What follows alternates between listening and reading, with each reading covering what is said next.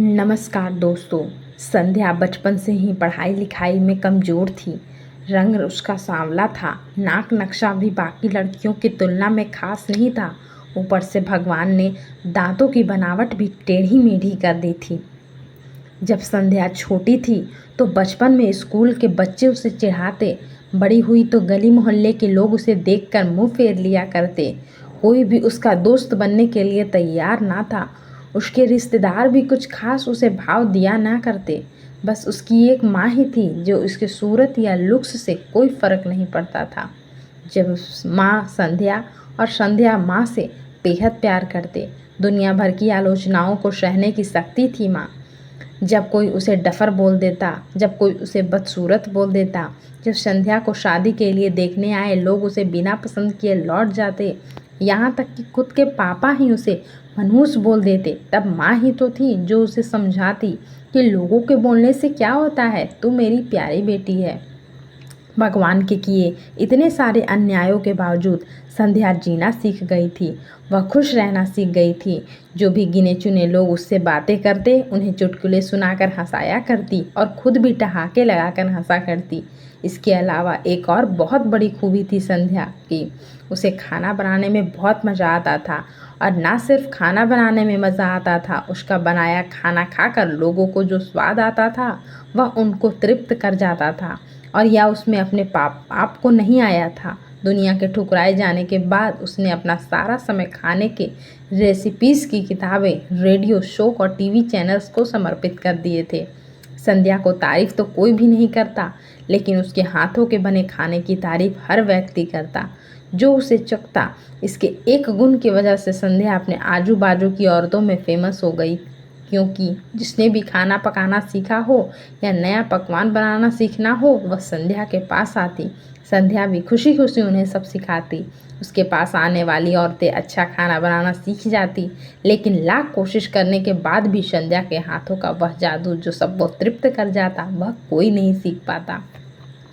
संध्या की ज़िंदगी इतने उतार चढ़ावों के साथ कट रही थी।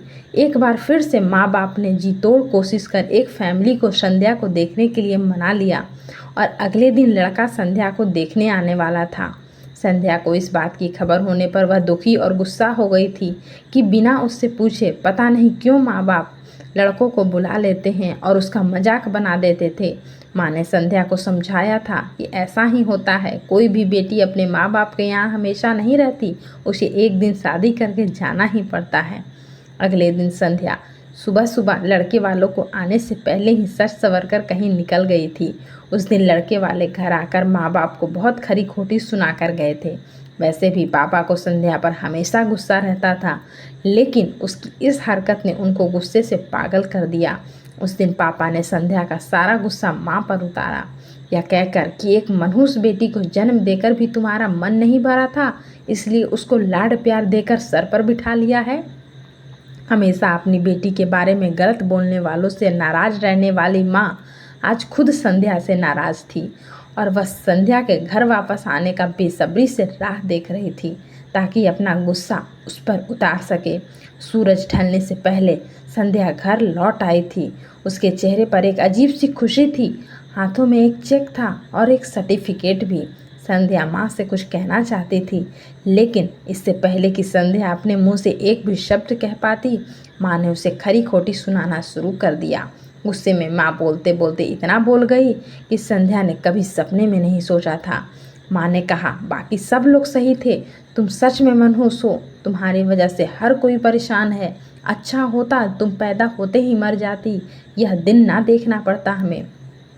गुस्से में बड़बड़ाती सब्जियां काट रही माँ ने एक बार भी संध्या की तरफ नहीं देखा था। संध्या माँ की बातें किसी पत्थर की मूरत की तरह सुन रही थी। पत्थर की ऐसी मूरत जिसके शरीर में ना तो जान हो, लेकिन आंखों से आंसुओं की धारा बह रही हो। संध्या ने माँ से पूछा, माँ क्या सच में तुम भी चाहती हो कि मैं मर जाऊँ? क्या उतनी बुरी हूँ मैं माँ? अभी भी गुस्सा सर पर सवार होने की वजह से माँ ने कह दिया, हाँ। बिना एक पल भी सोचे संध्या ने सीधा अपने कमरे में जाकर कमरा अंदर से बंद कर लिया था। 1-2 मिनट के बाद गुस्सा थोड़ा शांत होने पर माँ को अपनी गलती का एहसास हुआ तो संध्या के रूम की तरफ गई। उन्हें पता चला कि संध्या ने रूम को अंदर से बंद कर लिया है। गुस्से में कुछ ना कर ले, इसलिए माँ ने तुरंत पापा को इस बात की खबर दी। दोनों ने काफ़ी दरवाज़ा खोलने की कोशिश की, लेकिन जब नाकामयाब रहे तो दरवाज़ा तोड़ दिया। अपने स्कार्फ से फांसी का फंदा तैयार कर संध्या पंखे से लटक रही थी। ज़्यादा वक्त नहीं हुआ था, वह सिर्फ बेहोश थी। माँ पापा ने तुरंत उसे पंखे से अलग किया और बेड पर लिटाया। पापा ने तुरंत डॉक्टर को फ़ोन किया। तब माँ का ध्यान बेहोश पड़ी संध्या के हाथ में पकड़ी एक चिट्ठी और पास में पड़े 5 लाख के चेक और 5 स्टार होटल में शेफ़ की नौकरी के लिए कन्फर्मेशन लेटर पर पड़ी, जो संध्या अपने साथ लाई थी। माँ और पापा ने वह चिट्ठी खोलकर पढ़ी जो उसने अभी अभी लिखी थी। चिट्ठी इस प्रकार थी। मम्मी और पापा, मैं जानती हूँ मेरे जन्म से लेकर आज के दिन तक मैंने ऐसा कुछ भी नहीं किया है जिस पर आप गर्व कर सके, लेकिन मैं आपको बताना चाहती थी कि आज मैं खाना पकाने के नेशनल लेवल कंपटीशन को जीत चुकी हूँ और यह 5 लाख का चेक मुझे प्रथम स्थान पर आने के लिए मिला था। जजिस को मेरा खाना इतना पसंद आया कि उन्होंने मुझे एक बहुत बड़े होटल में बतौर मास्टर शेफ़ की नौकरी के लिए कन्फर्मेशन लेटर ही दे दिया था। पूरी दुनिया मेरे खिलाफ है, मुझे इस बात का कभी भी फ़र्क पड़ा ही नहीं था और ना ही बाबूजी की कड़वी बातें मैंने अपने दिल पर ली थी, क्योंकि मैं जानती थी कि बाहर से सख्त दिखते मेरे बाबूजी अंदर से तो मुझे प्यार ही करते थे। प्यार ना करते होते तो बिना मांगे मुझे कपड़े, मिठाइयाँ, पटाखे ये सब ना ला कर देते।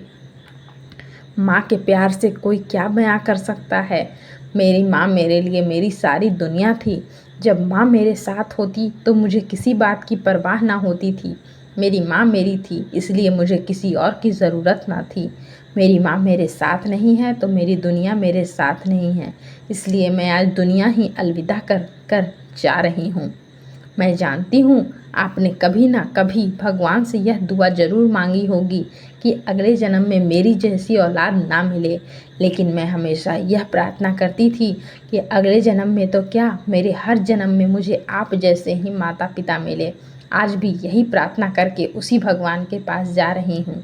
चिट्ठी पढ़ते पढ़ते माँ और पापा सर से पाँव तक पछतावे में डूब गए थे और बेहोश पड़ी संध्या के सर पर हाथ फेरते हुए फूट फूट कर रो रहे थे। दोस्तों, पूरी कहानी सुनने के लिए धन्यवाद। मैं जानती हूँ यह कहानी आपके दिल को छू गई है।